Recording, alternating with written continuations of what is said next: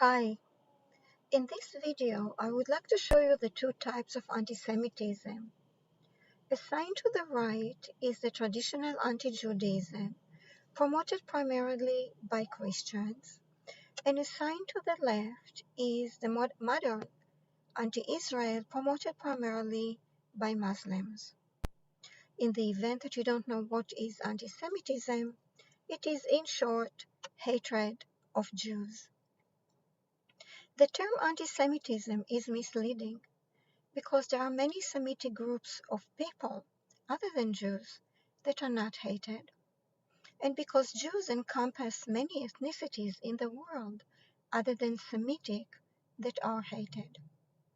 The term antisemitism was coined by a thoughtless German journalist at the end of the 19th century, assigned specifically to hatred of Jews.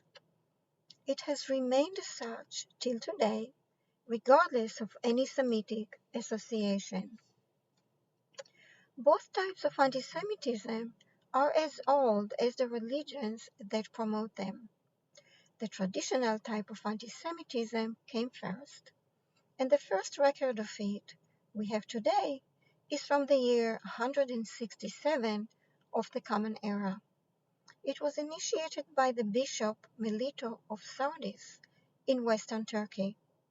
This bishop promoted Jew-hating in order to advance and expand Christianity.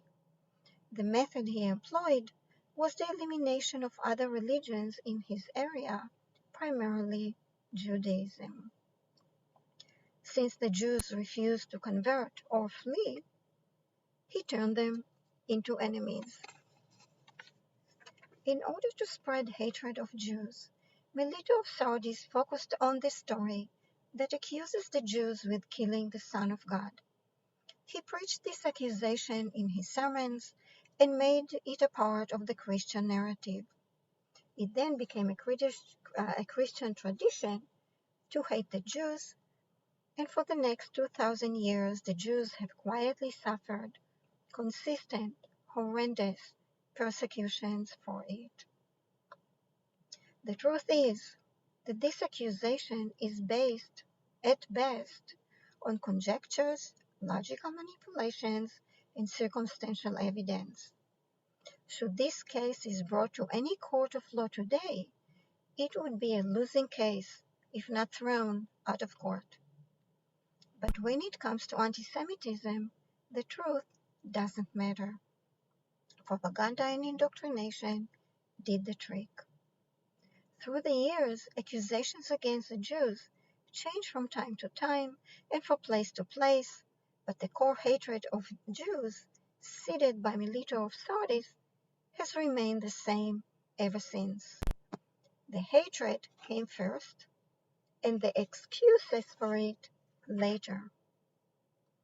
Muslim hatred of Jews is also as old as Islam, and it duplicates the Christian dynamics of expansion by elimination.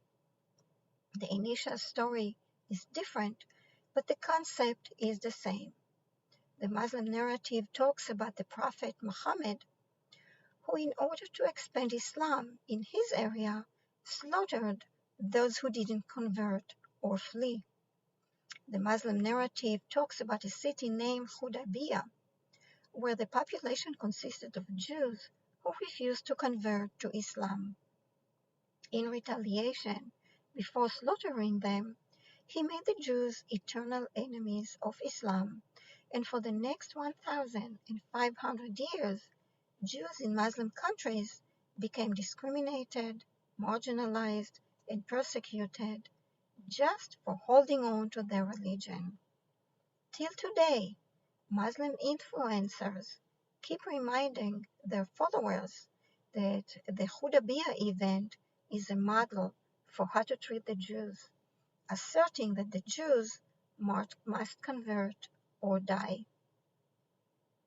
With the establishment of the Zionist movement at the end of the 19th century, Muslim influencers added Israel to their hatred of Jews. Because Jewish sovereignty does not support the Muslim narrative of expansion and elimination. The result was the establishment of the modern anti-Zionist movements and organizations. In 1948, when Israel became an independent state by a majority vote at the United Nations, Jordan attempted to conquer Israel and to turn it into a Muslim country. The attempt failed, and against the United Nations ruling, Jordan assumed illegal occupation of Judea and Samaria.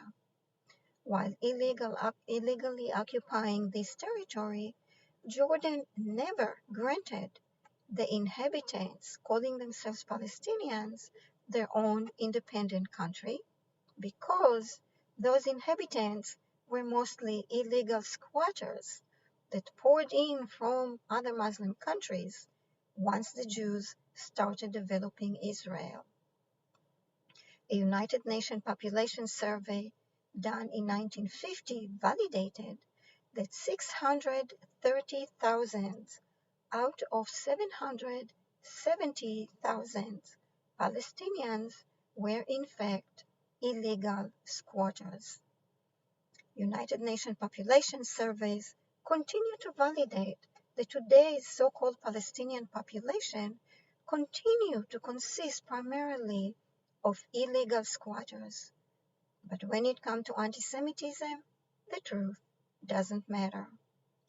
They continue to bash Israel with lies upon lies, shouting them from high towers for everyone to hear and believe. A significant day to mention in this regard is January 1964, when the Egyptian president convened the Arab Summit Conference. One of the important results of this conference was the establishment of the Anti-Semitic Palestinian Council that is still thriving today.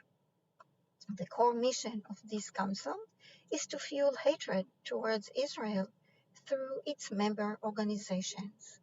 One of the member organizations is the Palestinian Authority that governs the Muslim illegal squatters called Palestinians in Judea and Samaria. This core mission of fueling hatred towards Israel makes the Palestinian Authority the wolf that guards the chicken coop. A tentacle of the council is the Congressional Squad in the United States. It consists of 4 women who advocate for sanctions against Israel from the congressional podium. So far, not one of their accusations against Israel holds water, but still they persist with spreading hatred towards Israel from high places, because when it comes to anti-Semitism, the truth doesn't matter. The ultimate goal of the Council, its members' organizations, and its many tentacles is to match the reality of the Middle East with the Muslim narrative of expansion by elimination. And in spite of consistent failing to turn Israel into a Muslim country, it is not about to give up. An important note to make is that the 2 types of anti-Semitism, the traditional right and the modern left, feed and validate each other, and for the purpose of spreading hatred, it doesn't really matter which side is spewing it.